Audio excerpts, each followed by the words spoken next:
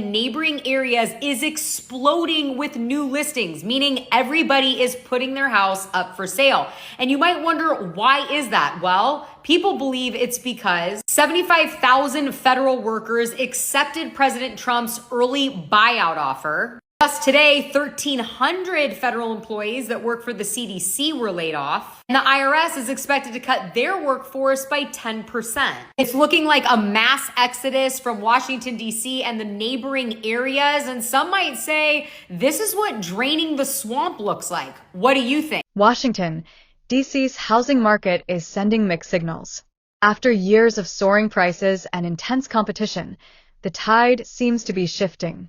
Home sales have slowed, listings are sitting longer, and price cuts are becoming more common, especially in once hot neighborhoods like Capitol Hill, Shaw, and Navy Yard. Rising mortgage rates, economic uncertainty, and a return to in-person work have reshaped buyer behavior and seller expectations. But is the market truly falling apart, or just adjusting? On one hand, inventory has increased, giving buyers more options and bargaining power. On the other, prices haven't collapsed. In fact, some segments, like single-family homes in desirable school districts or close to metro lines, are holding strong or even appreciating.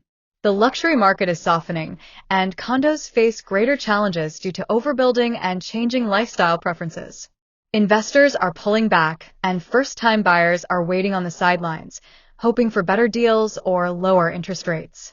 So, what's really happening? Is this a long overdue market correction, a temporary cooling phase, or the early signs of something more serious? What do you think? Is the DC housing market in trouble, or is it just finding its new normal? The DC housing market is about to get wild. 280,000 people, roughly speaking, live in the Washington, D.C. area right now and work specifically for the federal government. If you like math, that's about 21% of D.C.'s population. According to Donald Trump's website, he wants to move up to 100,000 government positions out of Washington. That's about 7% of D.C.'s total population. There's also rumors floating around Washington that they could eliminate up to 75% of all government agencies. Let's say that cuts a third of all government jobs. Depending on how all this shakes out, we could see 200,000 less jobs 4 years from now in D.C. than we've got right now. That means lots of homes could be coming up on the market in the next 2 years here in D.C. But with no jobs, who's going to buy them? My guess is that homeowners here in D.C. are not going to be happy with their home values. While some analysts argue the DC market is simply rebalancing after an overheated pandemic boom, others see deeper issues taking root. Affordability remains a persistent problem. Home prices may be softening, but they're still out of reach for many middle-class buyers. Combine that with inflation and rising rents, and a significant portion of the population is stuck between two unaffordable options: buying or renting. So where does that leave us? Is this the pause before a bounce back, or the beginning of a deeper downturn? Could the market shift again as interest rates stabilize or fall? And what role will future federal policy, remote work trends, and generational buying patterns play in shaping the next phase of DC's housing story? Only time will tell. But one thing is clear: the DC housing market, once seemingly unstoppable, is at a crossroads. Housing market crash in 2025? Let's talk about it. I've seen a lot of people talking about a potential housing crash later this year and into 2026 with prices dropping 50%.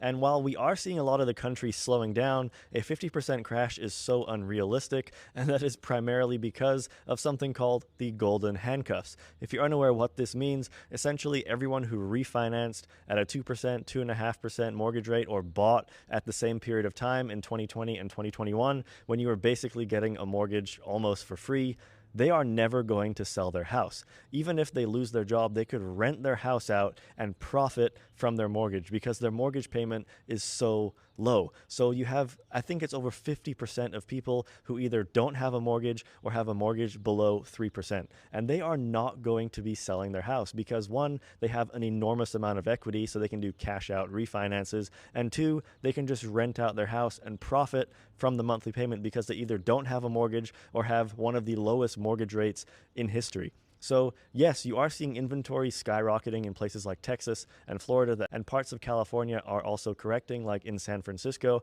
But for the most part, inventory is not surpassing the levels of the pre-pandemic 2019 era, except in Texas and Florida. In California, we are still way below 2020 inventory levels. So there is no housing crash happening in most of this state, but we are seeing it in parts of the country. Now, I'm not telling you we're going to have 15, 20% appreciation. I think we're just going to trend back to more of a neutral market, and pockets of the country are likely going to have a correction. They are seeing inventory outpacing the buyer demand, and it's just supply and demand. There will be prices declining likely for the next couple years in parts of those places, but desirable areas, places where only the top 10% can afford to live, you're not going to have a correction, and definitely you're not going to have a crash. I think it's just going to be more of a neutral market. Now, if a year from now inventory is double the levels that it currently is, then I will happily say I'm wrong. We're likely going into a housing crash. Prepare for 15, 20% drops.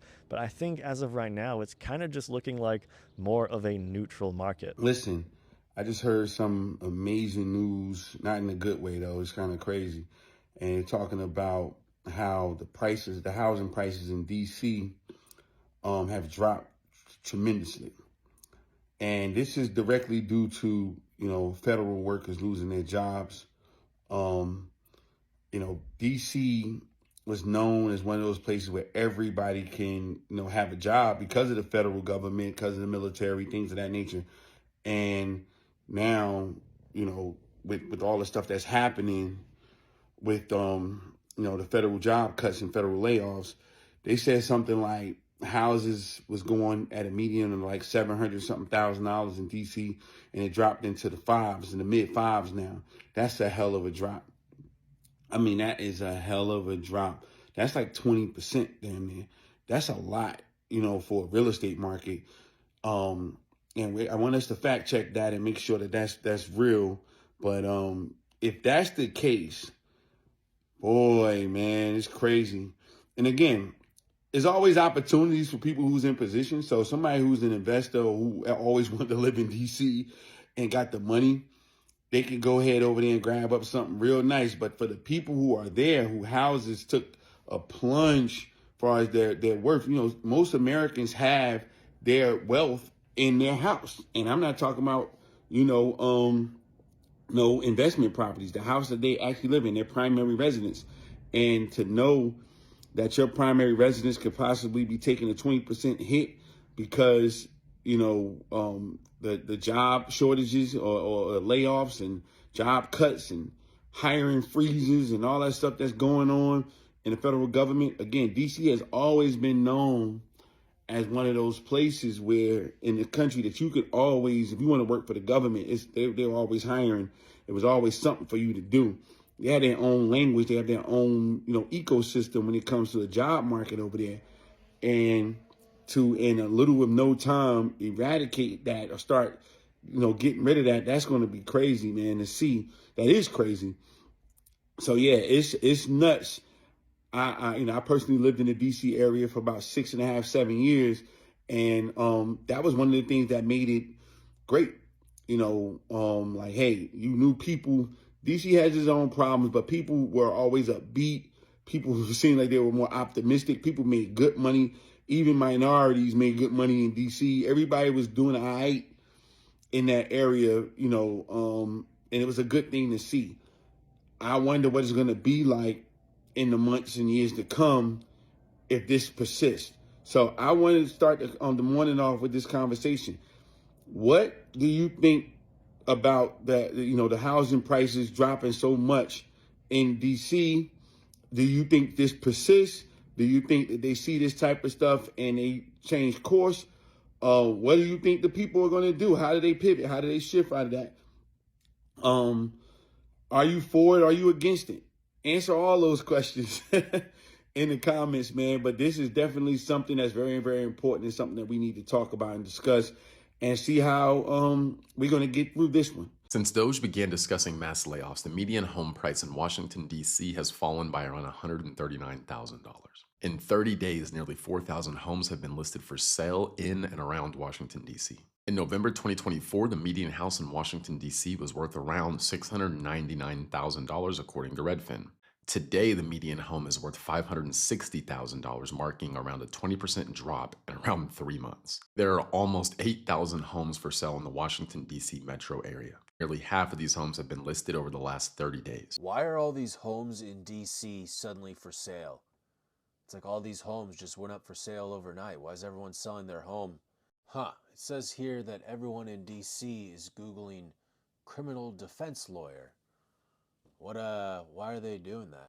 According to Google, in Washington, D.C., the search for lawyer has shot up over 400%. Is this like parking tickets or something? Or wait a minute, it says right here that some of the top searches have been wipe hard drive offshore bank. Is that like they have to like shut down a lemonade stand or something, or what's going on? Someone significantly smarter than me is going to have to come in here and explain. I can't put these things together, but I know there's someone out there that can help me piece this puzzle together and solve this like Scooby-Doo. There have been 4,271 houses up for sale in just the last 14 days. Naturally, I ran to Zillow and looked for myself, and it was showing me 7,200 houses for sale in and around the DC area. And just for reference, there was only 2,100 homes for sale in January.